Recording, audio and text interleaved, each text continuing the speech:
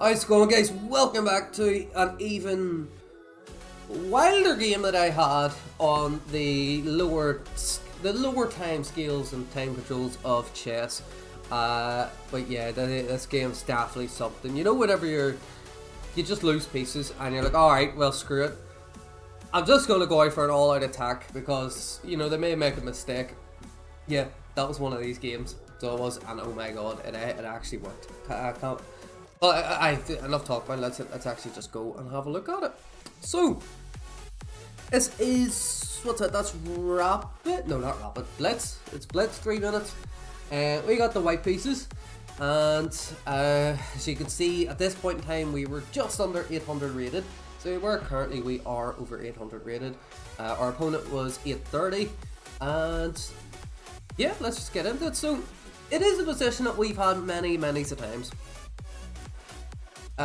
Almost a copycat variation, just it's played in a different order. I would usually get this position from, going here, there, then it would be here. If we went here first and they went here, it'd be a huge mistake, because as previously said, we had got a mate. Before that, what did the opponent do? He went, what did he do in the game? He went there, and then he went,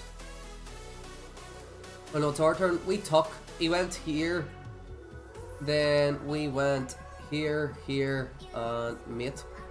That is a disgusting check. It's a disgusting checkmate that we got. I don't understand why he done it. So, copycat variation. Knight comes out. You take. For some reason, he went here. Probably just trying to connect. Obviously, yeah, the best move is to bring the rook over. You could bring the rook here and attack the queen. Well, you couldn't really because you go here anyway, so yeah, you need to bring it here, protect this pawn. This is being attacked twice. But no, he went here, we took, he fell back, and we got a lovely checkmate, all protected. But anyway, that's not what happened in this game. But that's it's a position that we've had many times, something like this, where you want them to take so you get the bishop out, then you know where the knight's going. It's quite aggressive. You can castle this way or queen side as well.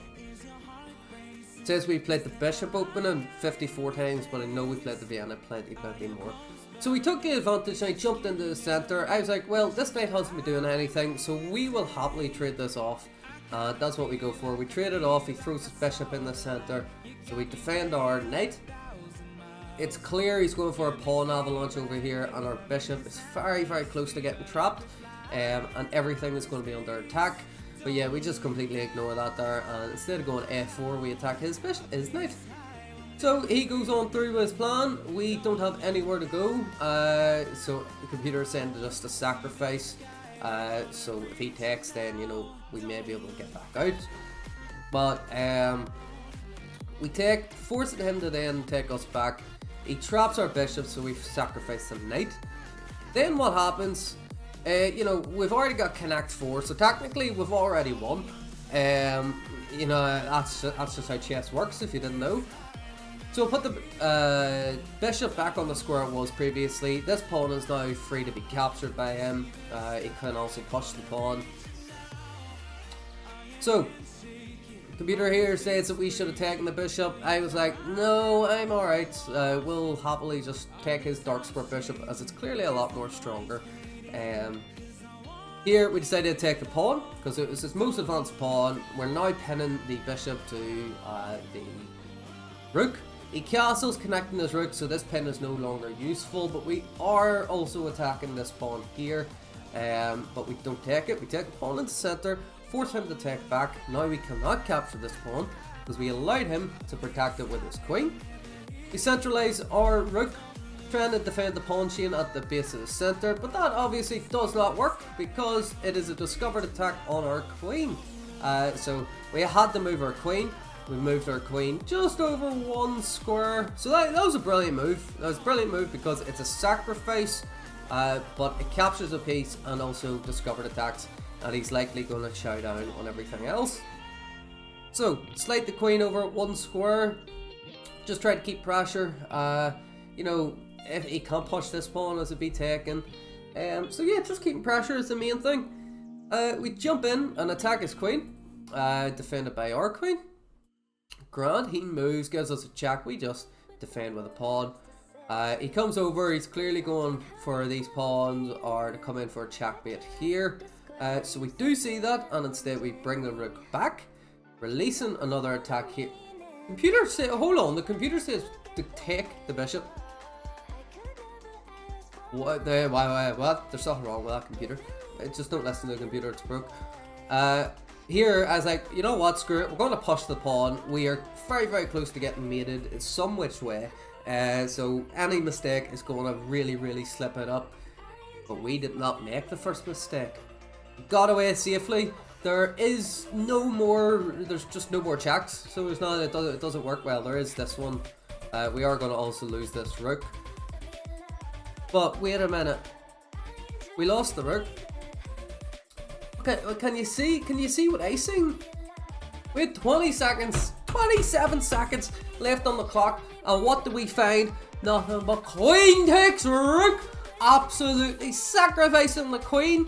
But what for? A back rank mate, because he can't escape because of the pawn that we pushed there for absolutely no reason.